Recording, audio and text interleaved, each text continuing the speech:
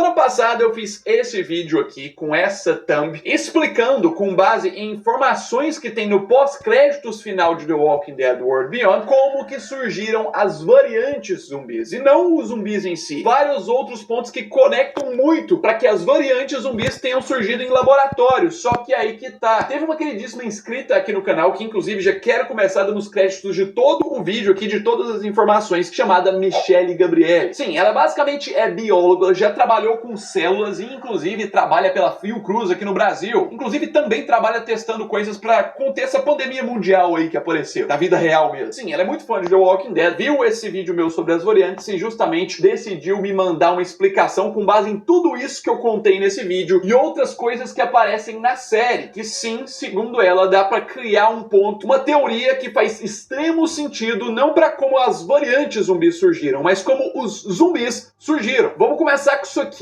No vídeo lá recente eu tinha mostrado, essa é a tela do computador da cientista que aparece lá no final de World Beyond, que tem algumas pastas que ela copia e tudo mais, e dentro de uma dessas pastas tem o vídeo do Dr. Jenner, só que aí tem outras coisas escritas. Aqui em cima você pode ver a modelagem, que está escrito em francês. Aqui embaixo, papéis do Dr. Ellis, que eu já expliquei quem que é no outro vídeo, mas me corrigiram, inclusive ela, de que os papéis aqui seriam artigos do Dr. Ellis, e aqui um tal de Slingerland que ainda não dá para decifrar, mas vamos começar aqui pela modelagem. De acordo com a Michelle, essa podemos chamar de cientista mesmo, que ela trabalha na área dessa forma, de acordo com um texto muito explicativo que ela me mandou, dá para explicar essa primeira pasta. A modelagem aqui se refere a quais modelos irão usar, ou seja, qual o melhor tipo de célula, se vão usar lentivírus, se vão usar vírus, a quantidade para reproduzir a infecção ou o que eles querem observar, que inclusive pode ser bactéria também, segundo ela. Pode ser que não seja vírus esse problema de The Walking Dead. Inclusive, alguns termos você pode não entender, mas no geral, dá para ter um resumo que eu vou tentar usar com palavras mais fáceis. Seguindo para a pasta dos artigos do Dr. Ellis, basicamente, segundo ela, para essa pesquisa que estavam fazendo aqui, eles estavam usando parte do projeto Genoma Humano do Dr. Ellis, que foi explicado em The Walking Dead, inclusive o Eugene comprovou a existência disso. Ele mentiu trabalhar junto com o Dr. Ellis lá no início, ele não conhece, mas realmente existe o projeto dele, e o Eugene já leu obras do cara. Então, sim, no resumo, essas duas pastas é pontos da pesquisa que estavam fazendo. Mas aí você vai me perguntar, pra que é isso aí então? Eles estavam pesquisando o que nessa época? Pra que eram essas pastas? E eu vou te responder. De acordo com ela, muito provavelmente esses grupos de cientistas que a gente cita, Primrose e Violet, pode ter outro aí também, estavam provavelmente trabalhando juntos para algo bom para a humanidade. Falando em palavras mais fáceis, no geral, a teoria dela é de que seria uma cura, uma resolução para que seres humanos voltassem de morte cerebral. Na vida real existe isso. Esses cientistas, então, antes de tudo acontecer, estariam trabalhando para recuperar o ser humano, para produzir estímulos no cérebro, para que ele conseguisse reagir e o ser humano possivelmente voltasse à vida. Explicação mais por cima. Agora vamos para a parte mais aprofundada de como a Michelle me explicou isso. Ela começa falando sobre uso de placas cardíacas, que o Dr. Jenner fala no vídeo lá que aparece em World Beyond, que é um vídeo do passado, vale lembrar. Inclusive, existindo a possibilidade também desse vídeo ser antes mesmo do apocalipse ter começado, na hora que as coisas estavam começando a dar errado. No geral, segundo ela, esse uso de placas cardíacas faz sentido na vida real, porque existem células chamadas cardiomiócitos, que você pode obter elas por meio de camundongos, né, ratinhos de laboratório, que seriam os tais esteroides que o Dr. Jenner cita no vídeo também, usar esses esteroides para gerar estímulo no cérebro. Segundo elas, estariam trabalhando nisso com uma terapia alternativa para tentar recuperar o cérebro. No geral, o próprio Jenner fala iniciar um curto-circuito no cérebro, é o que a Michelle me passa. O uso desses esteroides em pessoas que entraram em morte cerebral geraria um curto-circuito no cérebro da pessoa, fazendo com que elas recuperassem a função cerebral e voltassem à vida. Mas como o próprio Jenner mostra e explica lá no CDC na primeira temporada de The Walking Dead, só uma parte do cérebro volta à vida, que é o caso dos zumbis. Os zumbis de The Walking Dead têm só uma parte do cérebro pequena funcionando. Ou seja, esse foi o problema. Foi isso que deu errado. Ao tentar recuperar o cérebro de pessoas, ter uma esperança para a humanidade, eles conseguiram recuperar, mas parte disso, que faz com que tenhamos os zumbis, os mortos-vivos tradicionais que a gente conhece de The Walking Dead. Tá, mas João Vitor, mas como é que isso teria saído do laboratório e se espalhou pelo mundo? Calma, vamos por partes. Deixa eu explicar um pouquinho mais sobre a questão dos times ali. Ainda de acordo com o texto da Michelle, essa divisão de grupos de cientistas, Violet e Primrose, que inclusive podem ter outros, se iguala com divisões de trabalhos em pesquisas na vida real, por grupos de cientistas, em que assim como fazem na vida real com outros tipos de pesquisa, cada time trabalha numa parte. De acordo com ela, em The Walking Dead, teríamos temos o Jenner, que fazia os experimentos in vitro, fazia os testes ali mais em tubos e essas outras coisas, acho que é a forma mais bruta de falar, não usava os espécimes mesmo, ou seja, o Jenner seria de algum desses grupos também. E aí teria outro grupo, fazia testes in vivo, que seria mais um teste na prática, ali no ser mesmo, e sim, de acordo com ela, com base no que ela faz aqui no Brasil mesmo, na vida real, sempre quando trabalham em projetos grandes, fazem reuniões para compartilhar dados e complementar a pesquisa, que seria basicamente o que acontece aqui, que a gente vê em World Beyond, os vídeos que o Dr. Jenner ficava mandando, o que essa mulher tá vendo também, provavelmente ela mandava no início, os outros saíram compartilhando, até porque era no momento, o início ou antes do apocalipse começar mesmo, tinha internet ainda, tinha como enviar ou qualquer outro jeito, e a gente segue para a parte de como isso poderia ter se contaminado, como tudo isso poderia ter acontecido, porque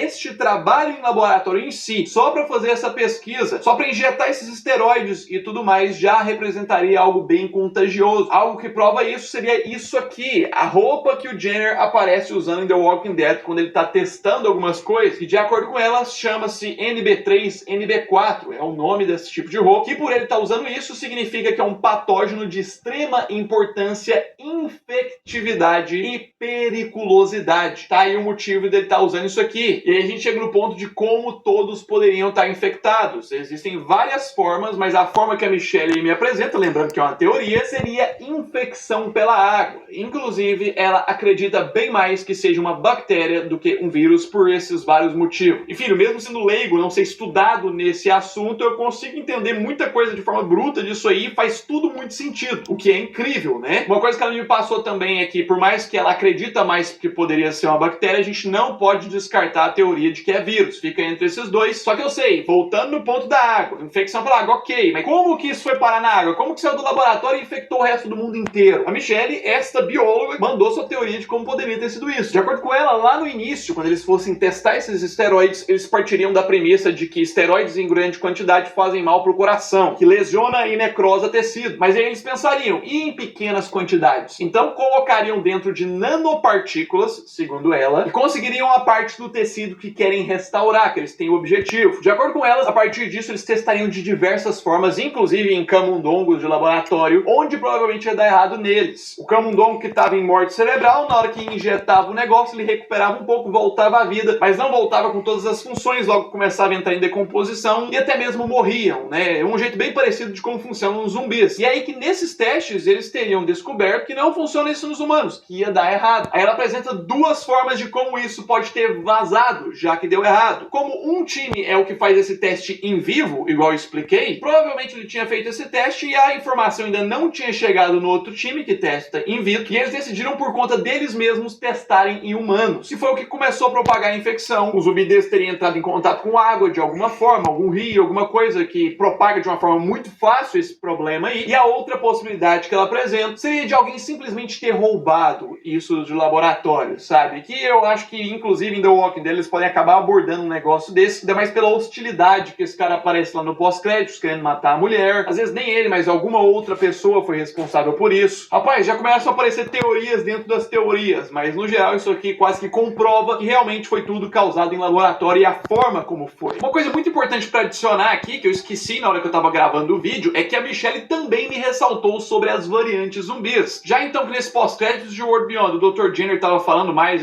focado em como os zumbis surgiram, e já que os esteroides no cérebro, que é o que ele cita, né, teria sido o que causou os zumbis aparecerem, o que então que teria causado as variantes zumbis? Pois é, de acordo com essa bióloga também, as variantes estariam muito mais associadas ao perfil genético de cada pessoa, ou seja, alguma comorbidade que alguém tem, uma deficiência ou um nível de doença que afeta o DNA. Alguma dessas coisas que em contato com vírus ou bactéria zumbi gerou a mutação. Rapaz, confesso que muito complexo, mas muito interessante. A queridíssima mandou muito bem. Lembrando que não é palavra de uma pessoa que é leiga, é a palavra de alguém que trabalha na área. Eu quero que você que está assistindo coloque nos comentários a sua opinião, o que você acha disso. Se inscreve no canal, claro, né, pra você não perder nada. Tá chegando a volta de The Walking Dead e com isso vai vir uns spin-offs depois, a gente vai ter mais explicação. E clica no